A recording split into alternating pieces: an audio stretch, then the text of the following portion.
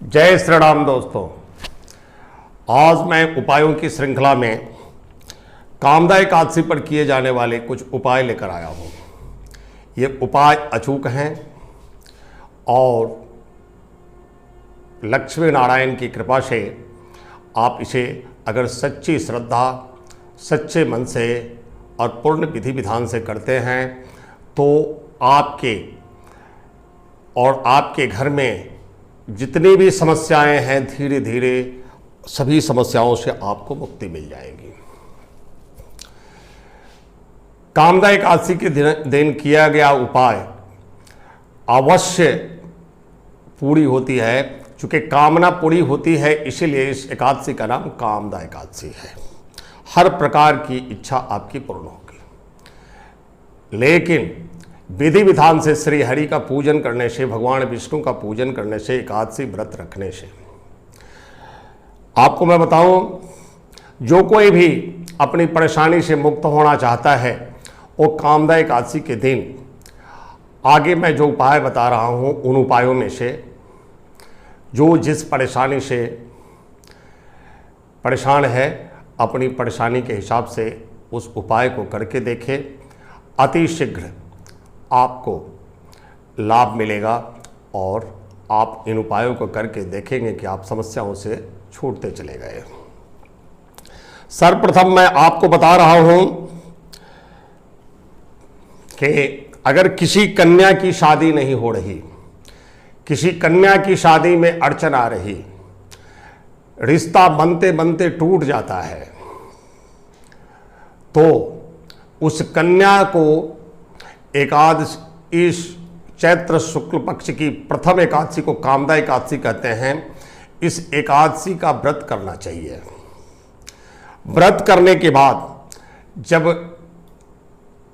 आप पूजन कर रहे हैं, भगवान विष्णु का जब पूजन कर रहे हैं, उस वक्त आप पीले वस्त्र धारण करें, यानी वो कन्या पीला वस्त्र धारण करे। ये पीताम्बर धारण करते हैं, पीला वस्त्र ही धारण करें और हल्दी की 2 गांठ पूजन में श्री विष्णु जी को अर्पित करें और 1 माला ओम नमो भगवते वासुदेवाय का जाप करें। जाप करने के बाद भगवान विष्णु की आरती करें और प्रसाद वितरण कर दें। आप देखेंगे कि अतिशीघ्र आपके शादी का रिश्ता पक्का हो जाएगा और धीरे धीरे आपको अपना मनचाहा वर मिलेगा, मनचाहा घर मिलेगा। भगवान की जब कृपा होती है तो कोई ऐसी इच्छा नहीं जो अपूर्ण रह जाए। इसलिए आप इसे पूर्ण विधि विधान से करके देखें। दूसरा उपाय मैं बताने जा रहा हूं, अगर आप कर्ज के बोझ तले दबे हुए हैं और कुछ भी करने से कर्जे से मुक्ति नहीं मिल रही, आप एकदम परेशान हैं, आपका सोना, जागना, उठना, बैठना, नहाना, धोना सब परेशानियों में गुजर रहा है, आपको जी में आता है कि कहीं भाग जाऊं, कहीं घर छोड़कर चला जाऊं, जो ये महाजन हमारा पीछा छोड़ दे। ऐसी परिस्थिति में आप इस कामदा एकादशी के दिन, जो कि 12 अप्रैल को है, कामदा एकादशी के दिन आप पीपल के पेड़ के पास 1 लोटा जल, दीपक, धूप और कोई भी सफ़ेद मिठाई, चाहे वो खीर हो तो वो क्या बोलते हैं जो दोने मिलते हैं उसमें चढ़ा देना, और नहीं तो कोई भी छेने की मिठाई, सफ़ेद मिठाई होनी चाहिए। आप लेकर पीपल के पेड़ के पास जाएं, पीपल का पूजन करें। 1 लोटा जल पहले डालकर रोली से तिलक करके पीपल का पूजन करें, फिर धूप दिखाएं, दीप दिखाएं और जो भी नैवेद्य आप विष्णु जी के लिए सर्वप्रिय, सबसे प्रिय अपने हाथ का बना खीर होता है, तो खीर का भोग लगाएं तो अति उत्तम। अगर संभव नहीं है तो बाजार से छेने की कोई भी मिठाई लाए जो सफ़ेद हो, सफ़ेद कलर में सफ़ेद होनी चाहिए, उसको आप पीपल देव को अर्पित करें। और पीपल से के सामने जब आपका पूजन हो जाए तो वहीं पे आसन लगाकर कम से कम 108 बार ओम नमो भगवते वासुदेवाय का जाप करें। जाप करने के पश्चात आप, ये तो मैं कर्ज मुक्ति के लिए बता रहा हूं, आप अपने कर्जे से मुक्ति के लिए आप पीपल देव से निवेदन करें और श्री हरि से निवेदन करें, भगवान विष्णु से निवेदन करें और उनसे कहें कि हे प्रभु, आपके अपने आप्त वचन हैं कि वृक्षों में मैं अश्वत्थ हूँ। वृक्षों में अश्वत्थ मतलब पीपल होता है, वृक्षों में मैं पीपल हूँ। हे प्रभु, हमने पूर्ण श्रद्धापूर्वक आपका पूजन किया, जितना संभव हो सका आपके मंत्रों का जाप किया। हे प्रभु, आप हमें अतिशीघ्र ऋण मुक्त करें। अब घर में रहना मेरा दुभर हो गया है। हे नारायण, हे पालनकर्ता देव, आप मेरा पालन पोषण करें और आज के बाद इतना शीघ्र ऋण उतरे कि हम आश्चर्यचकित रह जाएं। हे प्रभु, हम आपके शरणागत हैं, आप हमारे स्वामी हैं, हम आपका सेवक, इस सेवक पर कृपा करें प्रभु। इतना कहकर आप घर आ जाएं। आप देखेंगे कि स्वतः ही ऋण मुक्ति होने लगी। धीरे धीरे वक्त लगता है, कुछ भी निष्फल नहीं होता। उपाय करिए और भूल जाइए। वक्त के साथ धीरे धीरे इन उपायों का फल आपको प्राप्त होगा। कर्मण्येव अधिकारस्ते मा फलेषु कदाचन। आपका सिर्फ कर्म पर अधिकार है, फल की चिंता आप छोड़ दें। फल तो भगवान को देना है, वो अवश्य मिलेगा। जब आपने कर्म किया तो फल अवश्य मिलेगा। आपने आम का पेड़ लगाया तो आम का ही फल मिलेगा, दूसरा कुछ नहीं मिल सकता। खैर, वीडियो लंबा नहीं करना चाहते, एक और उपाय आपको बता देते हैं। अगर आपको जितना धन है, जितना आपके पास दौलत है, उससे संतुष्टि ना मिल रही, आपको अपार धन चाहिए, अगाध धन की इच्छा रखते हैं, तो आप गंगाजल लाएं और ठाकुर जी को, उसमें आप शालिग्राम रख सकते हैं और कन्हैया जी को रख सकते हैं, कोई फर्क ना पड़ता। आप ठाकुर जी को उस गंगाजल जो लाए हैं दक्षिणावर्ती शंख में भरकर दक्षिणावर्ती शंख से ठाकुर जी का स्नान कराएं और स्नान कराने के बाद आप श्री सूक्त का पाठ करें। श्री सूक्त का पाठ आप एक बार कर सकते हैं, नहीं तो फिर 5 बार कीजिए, और लगातार कर सकते हैं तो 16 दिन तक 16 पाठ करें।